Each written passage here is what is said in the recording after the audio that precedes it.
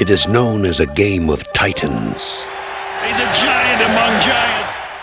A place where towering superstars wage epic battles.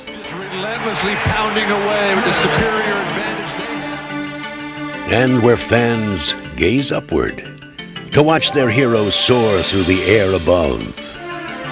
But when marveling at the NBA's magnificent athletes, there is another type of star to consider. With the grace and the speed of a ballet dancer. One that shows his brilliance closer to the earth. Another one of those magical moves. To appreciate the beauty of these natural wonders, Beautiful, beautiful. That's all you can describe that shot with. fans must set their sights below the rim.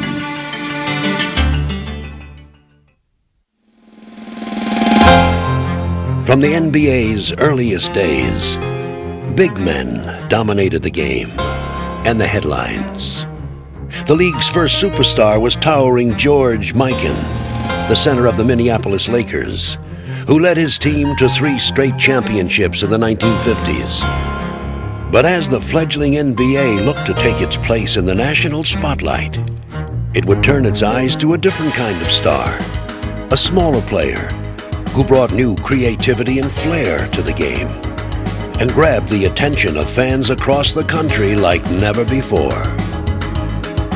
I think Cousy was to the NBA what Babe Ruth was to baseball. Cousy put a lot of flash into what he did. Cousy was putting the ball behind his back, and he'd do all these spectacular ball handling things, and it looked like magic. He not only helped the NBA, but he helped establish the franchise in Boston and created fans. Nicknamed the Houdini of the hardwood, Bob Cousy was the NBA's first true showman, and quickly he was playing to packed houses in every city. It's entertainment. We're all, in that sense, if we're honest with ourselves, I suppose we're all kind of show-offs in the sense that, you know, we want to display our skills, we want to be successful, and we want the appreciation of the audience. Cousy was more than just a sideshow, however. Carefully orchestrating the Celtics' offense, he displayed an uncanny court sense that helped him revolutionize the role of playmaker. Cousy would really hit the open man, and when you got the ball, you were just in the position where you could take the shot. You never got the ball before you got to your position. Cousy would not give it to you. Cousy would lead the league in assists for 8 straight seasons, be named to the All-NBA First Team 10 straight times, and become the first guard to be named the league's most valuable player. But perhaps his greatest legacy is his unmatched record of team success. For over a decade, it seemed that a championship celebration in Boston was an annual rite. It's all over, and there they go. They've won it again. Collecting an unprecedented 6 titles in 7 years, Cousy fashioned a long list of memorable performances. But perhaps none summed up his brilliant career better than his last. Everybody on our ball club truly respected Cousy's ability and wanted him to go out with a championship. In Game 6 of the 1963 Finals, the Celtics were on the verge of sealing their gift to their leader by delivering another title. But as Cousy injured his ankle, it seemed that his farewell would now be tainted by disappointment. It made for a dramatic moment because of the circumstances. My last game, the end of a career, the world championship on the line. But drama was what Cousy had always thrived on, and now would not be an exception. Cousy came back onto the court, and really his experience and knowing what he could do under those circumstances really helped us emotionally. Leading his team one last time, he would ensure that his curtain call would end appropriately in championship celebration. I was very pleased that I was able to get back in and finish in that fashion and throw the ball to the ceiling and hug Russell and now back, and because it was obviously a meaningful moment for me. This was the culmination of 13 years, another championship. So the whole set of circumstances, you know, created the most emotional experience of my career. Cousy would leave the game as the father of a new style of basketball and as the pioneer for generations of little men to follow. All I've heard recently is how you're going to replace Bob. That's my answer. Can't be done because that's Mr. Basketball. Thank you. Red Auerbach was right. Bob Cousy was irreplaceable. And while there were other undersized players who thrived after the Cousy's retirement, they couldn't equal him in style or in stature. Ultimately, it would be up to Cousy himself to find his rightful heir. In 1970, as coach of the Cincinnati Royals, he would discover an obscure point guard from the University of Texas, El Paso, and dramatically change his destiny. When Cousy saw me, we sat down. He came to the hotel and we sat down, and he was talking about just drafting me. And I just like, you know, for being 6 feet or 5'11" or whatever size I was, I grew. I was 8 feet tall when he told me that, because I didn't really think I had a chance to play in the NBA. Cousy would not only provide tiny Archibald with a chance, but also with an education. Coos sat down with me after almost every game and explained to me, not about scoring, about running the team. Though he would take Cousy's lessons to heart, Tiny would also stay true to his own philosophy. My concept was to attack people. I wanted people to know that I was on the court. I didn't want people to know that, well, he's relaxed, he's cool, he's in his cool. I didn't play like that. Using his blinding speed and fearless attitude, Tiny quickly developed into a superstar and exceeded even his mentor's expectations. I used to tell Tiny, if you're racing down the floor and you see me jump up calling for time, ignore me and go do your thing, create an opportunity. Well, you've got a player like an Archibald who can create whatever they want at any time they want. You're much better off letting them do it. Whether running his team's offense or piling up points himself, Archibald demoralized opposing defenses. And in 1974, he would become the only player in history to lead the league in scoring and assists in a single season. But one thing he could not match was Cousy's collection of championships. Our team was so weak offensively that we demanded that he do just about everything. He literally carried us on his shoulders. It's amazing we didn't wear him out. Finally, Tiny did wear out. In 1977, he tore his Achilles tendon and sat out over a season and a half. And at age 30, he found himself with the Celtics, his mentor's former franchise, hoping for one more chance. When I went to Boston, they were actually saying, let's trade Tiny, you know, let's see what we can get for him. He's through. He had the injury. He'd had a bad season the year before, and it really looked like his career had come to an end. But though Tiny may have lost a step, he hadn't lost his fierce determination. Tiny in the lane, plays it up and in. Tiny Archibald. Tiny is something else, I'll tell you. I want to win. I want to win. That's the only thing I want to do. I want to win. And I remember this to today. Cool said, one of these days, you're going to get a chance to do that. Archibald. Archibald who can penetrate. That was a great play.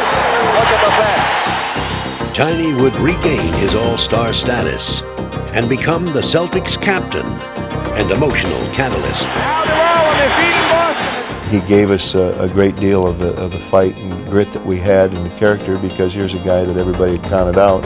And when they saw him get up from a 9 count and go on to bigger and better things, I think it was the type of thing that gives you that quiet leadership. In leading the talent-laden Celtics, Tiny would sacrifice his scoring and concentrate on distributing the ball. And fittingly, in the tradition of Cousy himself, he would drive the Celtics all the way to a championship. He was surrounded by talented players, and he literally played them like a conductor. He had become the complete prototype point guard. For all the inroads that Cousy and Tiny had made, the trend towards bigger players became stronger than ever. By the 1970s, even the guards were getting bigger.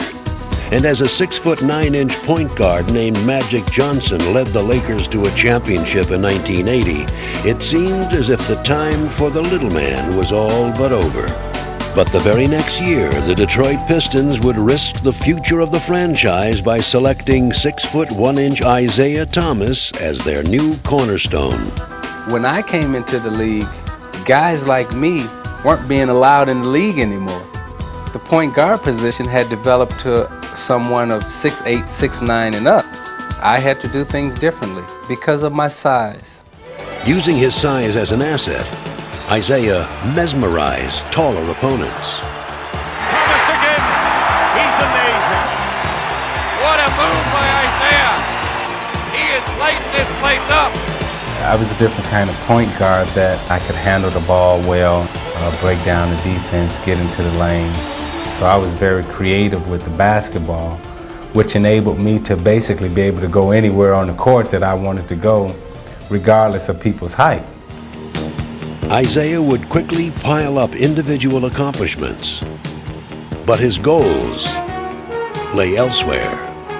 I went beyond the point of just playing and having fun. I was very obsessed with winning, and there was nothing that was going to stand in my way of winning the championship. Thomas would drive the Pistons into the NBA elite, and by 1987 had them ready to make a title run. Here's Isiah. Let's see what we got. All the way up. Go! Detroit would make it all the way to the Eastern Conference Finals. And facing the defending champion Celtics, Isiah had them moments away from taking control of the series in Game 5. Seasoning right in his face. Thomas with a very big bucket. And it's Detroit by 17. But the Pistons' moment of destiny would slip away into the waiting hands of Larry Bird. Thomas wants to get it in quickly. Does the Lambeer. Stolen by Bird on the cut to DJ. Yes! Unbelievable! What a mistake. Veteran players cannot make that kind of mistake. Isiah would overcome his disappointment to lead the Pistons to the finals the very next year. Isiah Thomas is hurt down on the court underneath the basket. But facing Magic Johnson's Lakers, Isiah would again see fate turn against him. Twice Isiah had taken his team to the brink of success, only to be turned away both times by bigger players. For, 5-6 years, I had been fighting the perception that little people aren't, ever gonna win championships. So you're like right in the middle of the mountain and you're saying, man, do I wanna climb all the way up and finish, or do I just wanna go back down? And that was kind of the point where I said, I'm gonna keep climbing. In 1989, Isiah would drive the Pistons back to the finals, where they would again face Magic and the Lakers. This time, however, he would simply refuse to be denied. Oh, what a shot! Magic was in his jersey. He's just showing so much heart and determination for the Pistons. How many times have we seen Isiah? He presses the inner button in the heart, and all of a sudden he just takes it on. Isiah would finally have his moment of destiny, and fittingly, his victory would be over the player who embodied the trend he had struggled against for so long. It feels like heaven. Like the Ohio player said, heaven must be like this. Heaven must be like this. And assuring his place in history, Isiah would lead Detroit to a second straight championship and be named Finals MVP. And Isiah Thomas having an incredible rise again. Makes again! He owns the night, Isiah. His message to the rest of the basketball world could not have been clearer. Perception was that no matter how good the little guy was, you always had to have a big guy to win. And I wanted to change perception. So the fans would honestly look and say, that little guy, I know he's little, but he got a chance against this 6'9", 6'10" guy. He can beat him. With Isiah's success, the NBA gained newfound appreciation for small, quick players. Suddenly every franchise looked to get one, and the Cleveland Cavaliers ended up with the lucky dilemma of having two.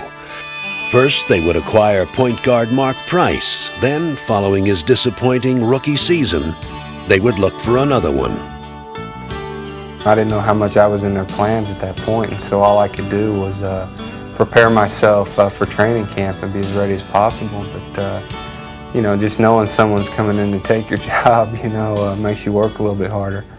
Motivated by Kevin Johnson's presence, Price refused to relinquish his starting job. Brilliant exhibition by the second-year kid. KJ would be traded to Phoenix before the year was out, and Price had begun his rise to stardom. Knocked back outside, loose ball saved by Price Denardi. Back to Price, three for the corner, good! Mark Price outside left, shoots on the left corner, and that's it. Price split the double beautifully, let the jumper fly, and Mark Price took him to school that trip. I've never seen anybody shoot the ball as well as Mark. He's got the same rhythm every time. I've never seen anybody with as much confidence on their shot as Mark. This guy thinks he can hit 40-foot shots sometimes, and he will. Price for three, and oh, this place erupted as Price hit another bomb. Price would become regarded as one of the game's premier shooters, and in 1994 he would dramatically add to his reputation as he put on one of the long-distance shootout's most phenomenal performances. Mark Price with the money ball again, putting on a show. Look at this. The record is 25 points. Finish it out, Mark. Finish it out. The angelic face of Mark Price with the eyes of the assassin. But he is the 1994 AT&T long-distance shootout champion. And though he is now firmly established as a star, Price still takes nothing for granted. I go out every night feeling like I'm the underdog. I go out every night feeling like the guy I'm playing has more talent, more ability. And I don't know, I get excited about trying to go out and see what I can do. As KJ had inspired Price, so too had Johnson learned a valuable lesson from their competition. To be honest, the one thing in Cleveland I didn't do is be myself. I didn't let my true personality show. I was a rookie, and I really felt like I was walking on eggshells. And the moment that I got traded to Phoenix, I said, whether I fail or whether I succeed, I got to do things the way I think they need to be done. Back on the Suns, trying to get within one. KJ left hand, got it. Giving full rein to his fiery intensity, KJ now took the lead by storm. Kevin Johnson takes it in for two more. Unbelievable offense. KJ with a stutter spinning move, driving. Oh, it's an all-star. I'm realizing what I need to do for our team to be effective, and that's just when I get the ball, just try to push it down the other team's throat. I mean, make them gag on it if they have to. Establishing himself as one of the league's most unstoppable point guards, Johnson became the driving force behind the perennially powerful Suns. KJ backing in on Mojiks. Good driving. I love to see that. Oh, brother! Whoa, my goodness! What you do, you just get the hell out of his way. You give him the ball and say, okay, make sure I don't. If he needs your help, you're there, but just let him go.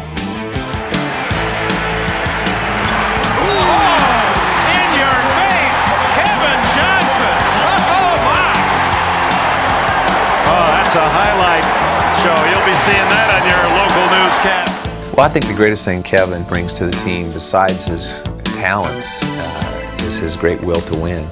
It's contagious, and he's a great competitor, and that rubs off. As Johnson and Price both reached stardom, the little man had never enjoyed greater prominence. And when Dream Team 2 was selected, they came full circle and found themselves as teammates. But while KJ and Price had been spurring each other on to new heights, another young point guard star had also been rising. Hailing from Isaiah Thomas's hometown of Chicago, Tim Hardaway shared his flair for the spectacular. Isaiah was my idol when I was in high school and in grammar school. Freaking him out there on the court, making great passes and putting it between his legs, behind his back, and having fun out there. A lot of people, before he got drafted, said, what about this guy, Tim Hardaway? I said, he's dynamite. Like Tiny, Hardaway played in relative obscurity at the University of Texas, El Paso. But Tim was ready to make his impact on the NBA. I've been playing against bigger guys all my life, so I know how to go in there and take the contact and shoot over a big guy. Sometimes they get it, but most of the time they don't. When I got the ball, I think I go to the hole anytime, create a shot or create a shot for my teammates at any time of the game. I think Tim had a burning desire like I did about playing professional basketball. I think now that he's past that plateau about getting into the league, now it's all about stardom. As Hardaway began to attract attention, he captivated fans with his spellbinding skills, and especially his trademark move, the crossover dribble. The killer crossover. Oh, brother. Hardaway fakes the three, gets around Lang, gets around Curry, puts it up. Hardaway backs off on Towns. What a move! Oh, did he explode and it goes? That was brilliant. I've seen people with great crossovers, and they were effective with it. But Tim's is so fast. Not only will he blow by you, he will embarrass you when he goes by you. Tim sets you up. You know, a couple of times come down the court, he'll fake like he'll bring it over. He'll laugh at you a little bit. He waits for you to relax, and that's when he embarrasses you. He made John Stockton. He was coming at him at full speed. He went back, bang. He looked at Stockton and was like, man, what you doing? It was awesome. While Hardaway won notoriety with his dazzling moves, he won hearts with his contagious enthusiasm. A natural media star, he brought the little man to the attention of a new generation of fans. Tim Hardaway's gonna show us how to shoot when the wind's up. I got skills. That's me right there. May not look like me because you know it's on TV and it's on shirt, but it's me. Have I said anything that jeopardized me? Or have I? What did I say? Oh! I can't fly like Michael, but I can fly down a court. One of only 5 players to average 20 points and 10 assists per game in back-to-back seasons, Hardaway took his place not only as one of the league's most liked players, but also one of its most accomplished. And no one has enjoyed the process more than Tim himself. That's all about, you know, having fun, making the game exciting, getting the crowd into it. I'm just one of the lucky guys to just come in the league, play well, big knowledge, and having fun while I'm doing it. Here we go, Hardaway, and it is good! Unbelievable! An unbelievable shot from behind the midcourt line.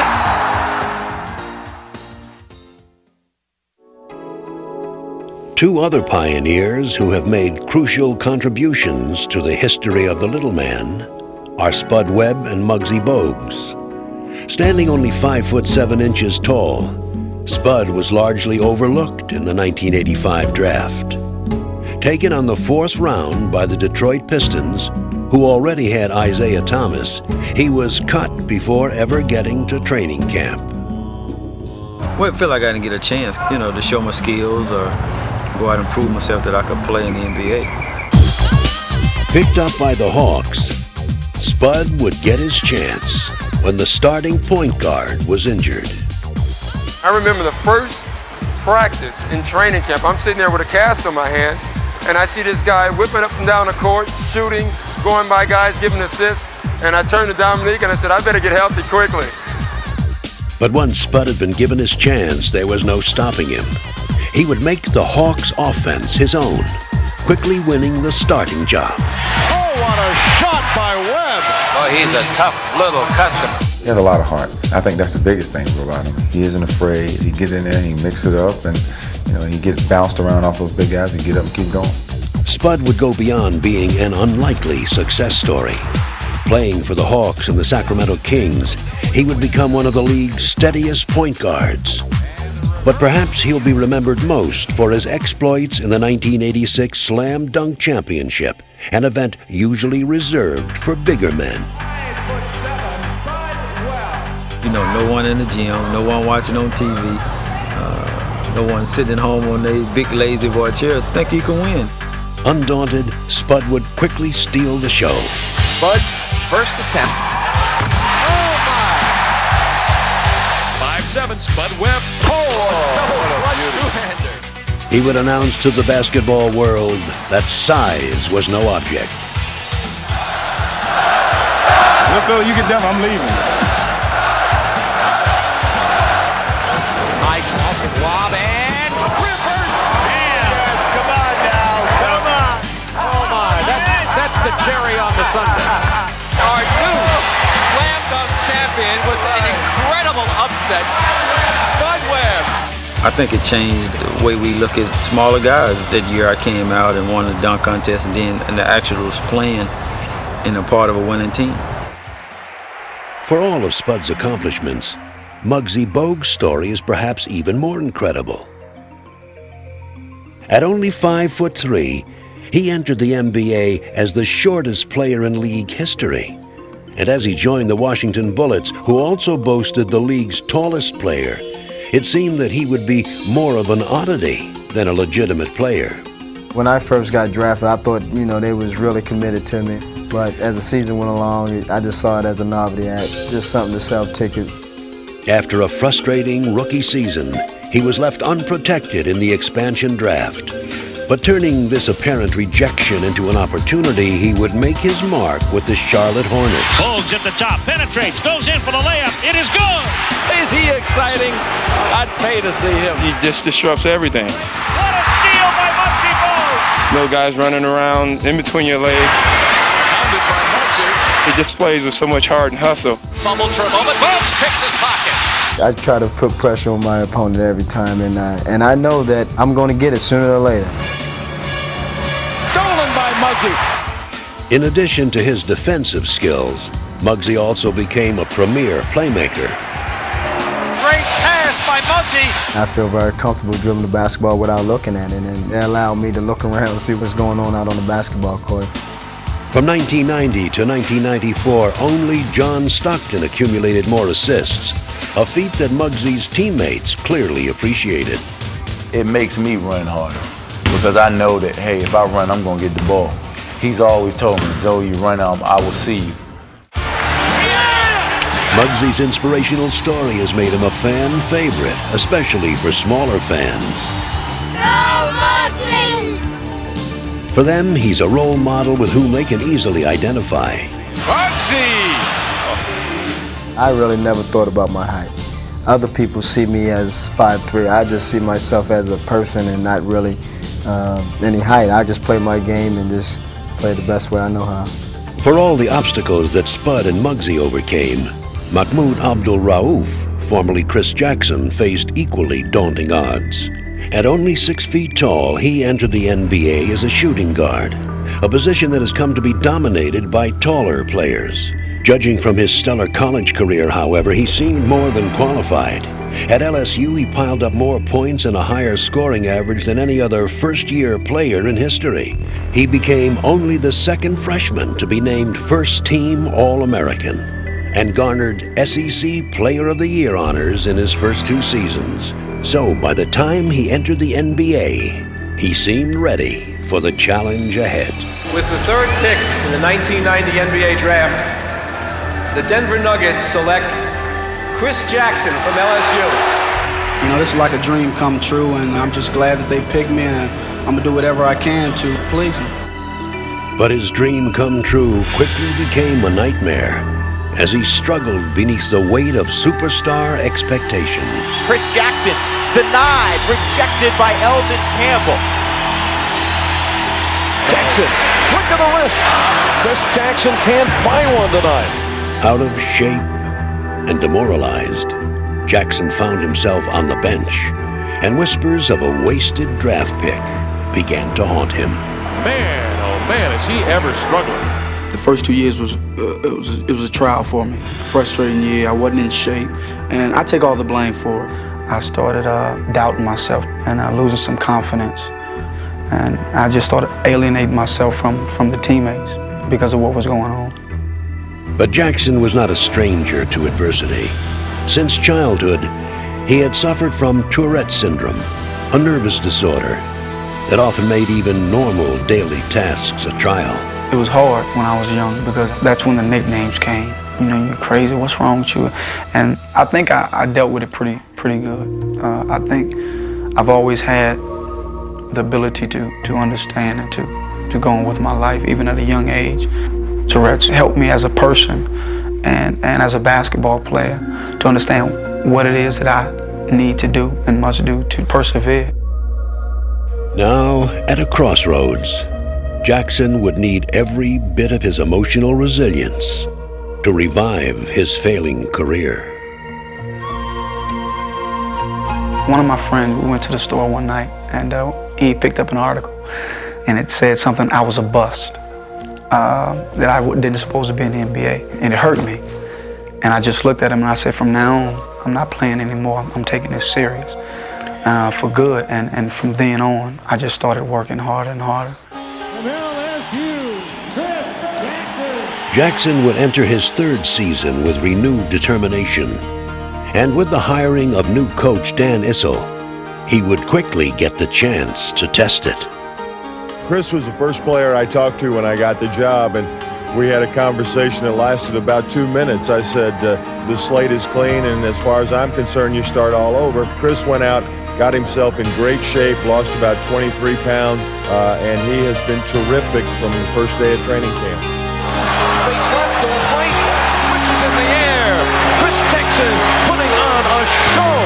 Chris Jackson, a trendsetter. Here's for three. Oh, Chris Jackson on fire. Oh, man. And it is now bedlam here at McNichols Arena. They have queued in to the new Chris Jackson. He races by Robinson. Jackson on the run behind the back. Slam home by Mutombo. 1-2 combination of Jackson and Mutombo. We're on the threshold of seeing the newest Nugget sensation. A bust the first 2 years. Chris Jackson is showing the Nuggets fans what he's been all about. Now, fulfilling his great promise, Jackson would capture the NBA's Most Improved Player award, and completing the dramatic change in his life, he would turn to Islam and change his name to Mahmoud Abdul Rauf. He is now recognized as one of the league's brightest young stars. But for all his success, he will never forget the lessons of his struggles. A lot of things that I went through as far as first 2 years in the NBA, a lot of the problems that I was having, I think it put things in perspective and made me appreciate more what it is that I have and what I had to go through to get it. Jackson, can they pull it off? 5 seconds to Jackson. Here it is for 3 in the game. What a way to go. Chris Jackson, as he's done so many times before.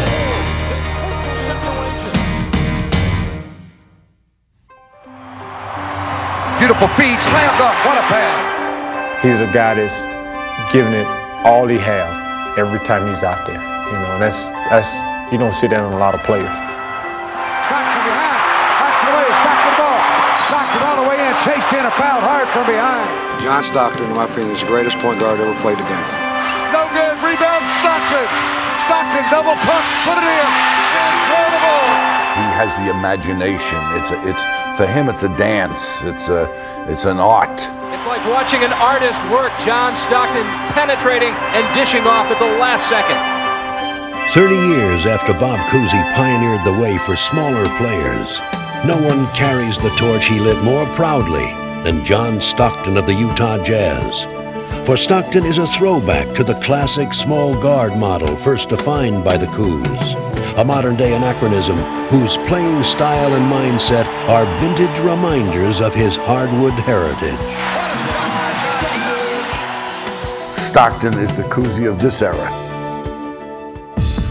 A classic old-time floor leader, Stockton even looks like the basketball player Norman Rockwell would have painted. What a pass, John Stockton!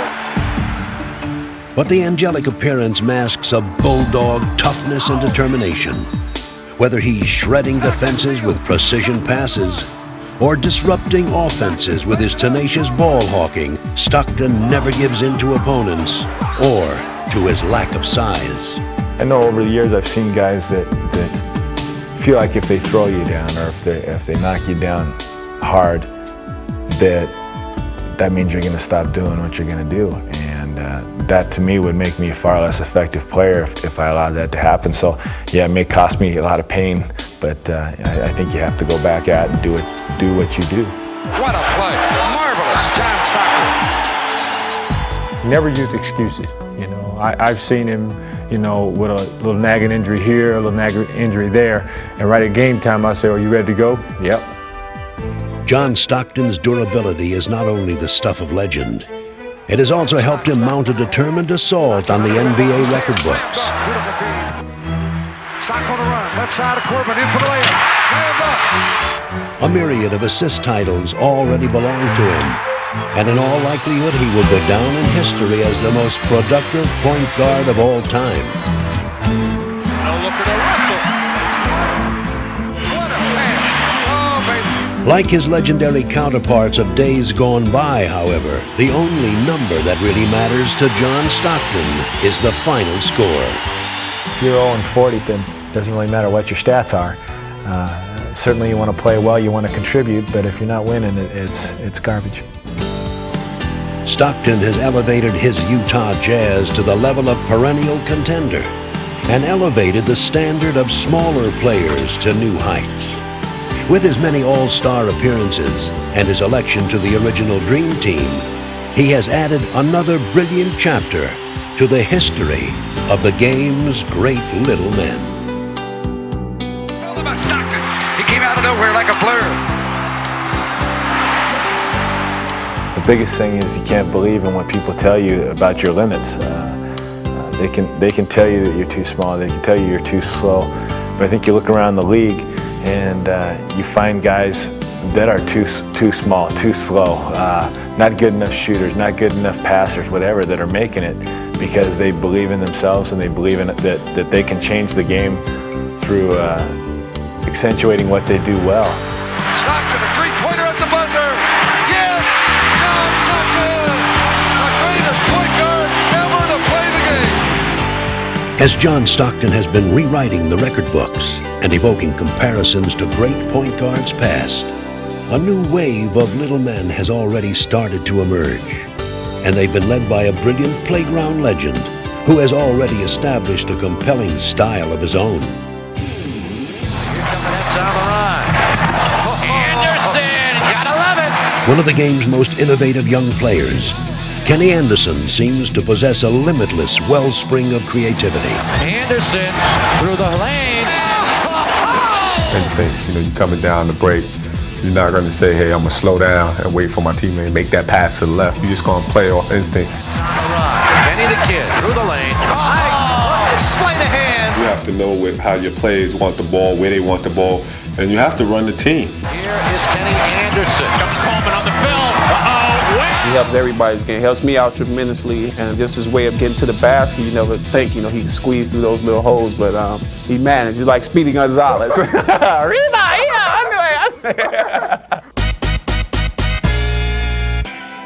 Growing up on the playgrounds of New York City, Kenny's basketball inspiration was nurtured from an early age, as he seemed always to have NBA greatness in his future. My uncle and my brothers, they always said I always wanted to carry a basketball or play with one, and when guys would take it away, I'd start crying. We lived in an apartment complex where we overlooked the basketball court. And I'd look out at maybe 12 o'clock, 1 o'clock in the morning, and I'd look downstairs and I'd see a couple of guys playing, and it'd be him. He'd be out there playing at 1 o'clock, 12 o'clock at night in the dark, and you couldn't really tell who was who. And you say, wow, somebody's playing really well out there. So, oh, that's Kenny, don't worry about it, that's little Kenny. From a city that has produced a long line of legendary point guards, including Bob Cousy and Tiny Archibald, Kenny is perhaps its most celebrated, standing alone as the only player to be named All-City 4 consecutive years. He's the greatest guard in the history of New York City basketball. Continuing to dazzle basketball experts at the college level, he left his mark as one of its most sensational players. Look out. Uh-oh. Yes. I can't believe it. I can't believe it. I'm going to do it again. Oh, that's awesome. Now you take a look at this. I mean, Isaiah Thomas is jumping out of his seat right now. He changes direction between his legs. Hurley says, what do I got to do? I can't believe this guy. This is impossible. He's his dad. Picked by the New Jersey Nets as the second player in the 1991 draft, he was looked to as an instant savior. But as he struggled through his rookie year, the questions that have always hounded smaller players began to surface. Anderson, a rough first half. 0 points. But like the great little men who've gone before him, Kenny took it upon himself to fight through the adversity. I didn't play a lot. I wasn't happy. I was depressed at times. But patience is a virtue, and I just waited. And I said, you know, when my time comes, I'm gonna be ready. I ain't gonna let this pass me by. Over to Kenny Anderson. That's on the run. Whoa! You gotta love it! In his second season, Anderson would be given a chance to redeem himself, and he wouldn't waste it. Though he stayed true to his instinctive approach, he played with new determination and resolve. Blocked by Kenny. That's Kenny Anderson vintage. At his very best.